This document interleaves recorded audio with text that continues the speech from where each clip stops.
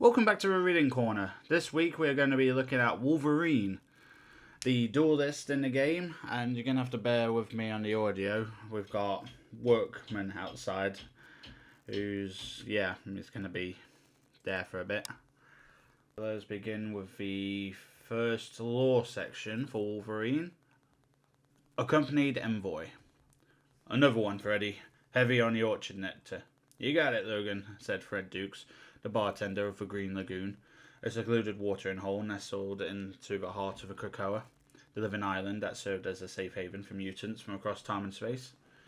The massive man plucked a beautiful tropical flower from a tidy garden behind the bar. He squeezed it in his oversized hand, causing the strange pink liquid contained within its delicate blossom to trickle into a tall glass. Mixing in a few other natural ingredients, he covered the glass and gave it a quick shake before sliding it across the bar to his most loyal customer. Not used to you ordering off the organic menu, Fred said with a smile, noting that Logan's tastes usually tended to be a bit more traditional. Yeah, well, I didn't come here to forget anything tonight, Bub, Logan said, gazing at the nectar swirling in his glass. For once, I want to remember every detail. And I would like to hear them as well, a voice said as another man approached the bar. If you're willing to share, my friend. Logan looked up from his drink to see one of the greatest foes he had ever faced, the mutant master of magnetism known as Magneto, taking a seat next to him. If this were a few years ago, Logan would have already popped his razor-sharp adamantium claws and taken the first swing. But these were strange times. And for a man who'd lived a life as long as and eventful as Wolverine, that was certainly saying something. Logan was used to the unexpected, but everything had turned upside down when the chronal disruption known as the time stream entanglement started wiping out realities. Krakoa may have been home to some of the most powerful mutants on the planet, but that still wasn't enough to keep it safe from the cosmic catastrophe's devastating effects. The island and its inhabitants found themselves swept up in a powerful temporal storm and nearly became lost in time and space.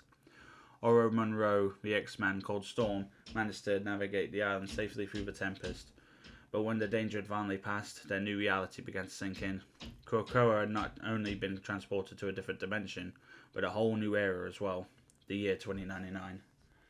Always wanted to seize an opportunity, Magneto took advantage of the crisis, but not in the way most might have expected. Instead of trying to subjugate the unsuspecting humans of his future world, he instead opened the gates of Krakoa to all mutants who had become displaced by the time stream entanglement. His efforts had already earned him the respect of many, and the ire of many more. Magneto didn't care what the world beyond Krakoa thought of him, nor did he have any interest in mankind's petty squabbles. All he cared about was the safety of his own people and of Krakoa, but Logan knew that no man, or mutant, was truly an island.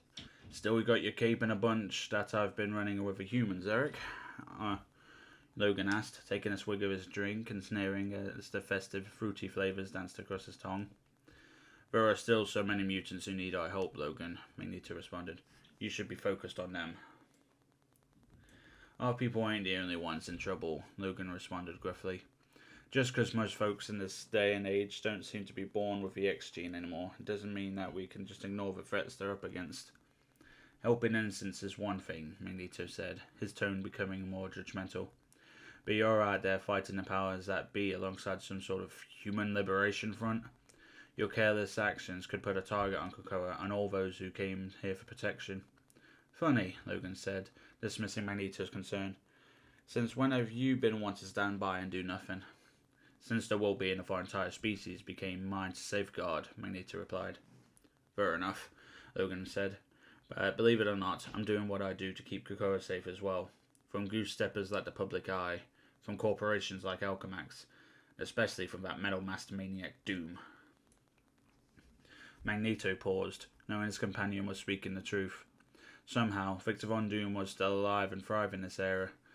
The king of that area had become a more powerful than ever, both as a political leader and as a sorcerer. It was even rumoured that Doom himself had kick-started the time stream entanglement, though there were conflicting reports as to whether it had been the Doom of this reality or another of his multiversal variants. Still, Magneto knew it was only a matter of time before Doom set his sights on Krakoa and the growing army of mutant soldiers for whom it had become a sanctuary. Perhaps Logan's actions were more justified than Magneto was willing to admit.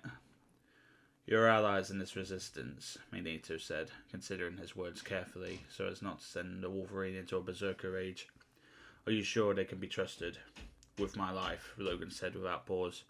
There may not be many of us fighting this fight, but the ones we've got are the best there are at what they do.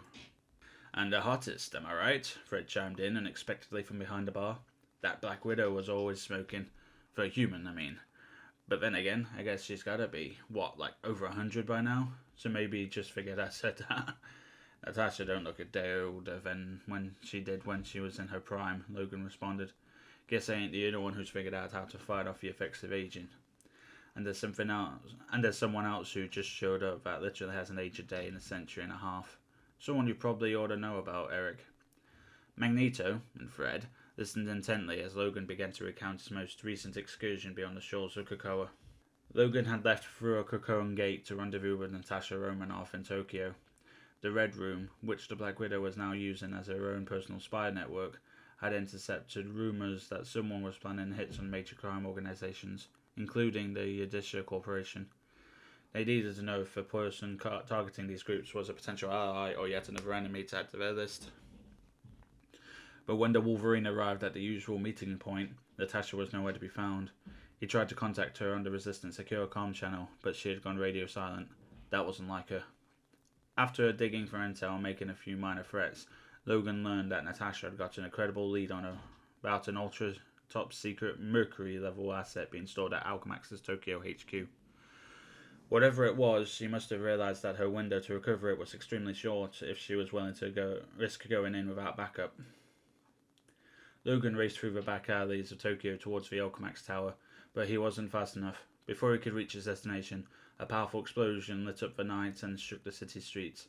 Worried about Natasha's safety, Logan doubled his pace, but instead of finding the Resistance most elite spy, he instead found himself face to face with one of the most legendary warriors to ever grace the field of battle, Steve Rogers. Captain freaking America? Fred blurted out, snapping Logan out of his story.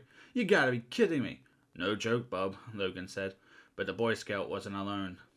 Logan continued his tale, saying how Cap's signature red, white and blue uniform was badly scorched, as if he had just walked out of the inferno at the Alchemax building.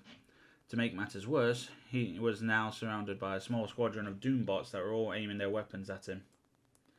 Logan wasted no time, popping his claws and leaping into the fray. As he furiously slashed, reducing Doombots to scrap, Logan never once questioned if he was on the right side of a battle. After all, if there was anyone who could be trusted without hesitation, no matter the timeline, it was Captain America. Cap didn't have his shield on him, but that didn't stop him from joining the fight. The super soldier was one of the best hand-to-hand combatants who'd ever lived, and even a seasoned warrior like Logan couldn't help but be impressed by Cap's strength and skill as he delivered blow after blow to the mechanical menaces. Once Wolverine had sliced their head clean off the final Doombot's armoured shoulders, he asked Cap about Natasha. Cap confirmed that she was the one who had rescued him and said that she was safe. Logan warned that she wouldn't stay that way if they stuck around much longer. Cap agreed, noting that he had only just been unforced in this strange new world, and he already had Alchemax to public eye, and now Doom himself looking to get his hands on him.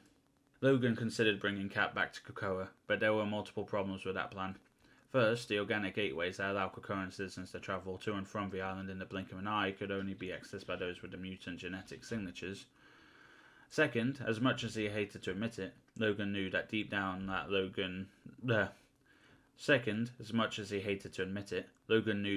Magneto was right. If their foes found out that Cap was being harboured by mutants on Krakoa, it would almost certainly drag all of mutant kind into a war that none of them were ready to fight. At least not yet. A wise choice, Magneto said. But where is your star-spangled ally now? I'm getting there, pal. Hold your horses, Logan said. Logan went on, telling how he took Cap back to the secure Resistance safe house. But then, the effects of a blast at Alchemax, not to mention the century and a half that Cap had spent trapped in ice, had taken their toll on the Sentinel Liberty. Not even his super soldier serum was enough to heal his burns and reduce the atrophy in his muscles. Cap didn't have a healing factor, but Logan had access to something that could get his ally back in the game again in no time. Making a quick trip back to Krakoa, Logan gathered some medicinal herbs and returned them to the safe house. It wasn't long before Cap was back on his old self. His renewed vigour had apparently also renewed his sense of duty. I owe you my life, soldier, Cap said upon his recovery. This may not be the war that I was made to fight in, but I'd be honoured to join your resistance and help you turn the tide against this doomfella, and any other fascist forces trying to crush the people beneath their collective boot heel. Thanks for the offer, Logan said, but that mess back at Alchemax has probably set off public eye alarms across Tokyo and beyond. The resistance is going to need to keep a low profile for a while, and as great as having Captain America on our team might sound, it's bound to draw a bit too much unwanted attention. I understand, Cap replied. Do you happen to know anywhere else I can go? Preferably somewhere far enough away to keep everyone safe. There aren't many places left on this planet that aren't under constant surveillance, Logan replied. But that notion gave him another idea. What if the place he sent Cap wasn't on this planet at all? Tell me, Bob, Logan continued. You ever hear of Wakanda? The African nation? Cap asked, instantly seeing the merit in Logan's suggestion. They managed to hide their presence perfectly during the war. I doubt anyone would be able to find me there. And the good news is, I happen to be close friends with King T'Chaka. My shield was even forged from vibranium, a rare Wakandan metal. I wonder if they could make me a new one. I hate to break it to you, Logan said with a smile, but T'Chaka isn't the king anymore, and Wakanda is a long way from Africa these days.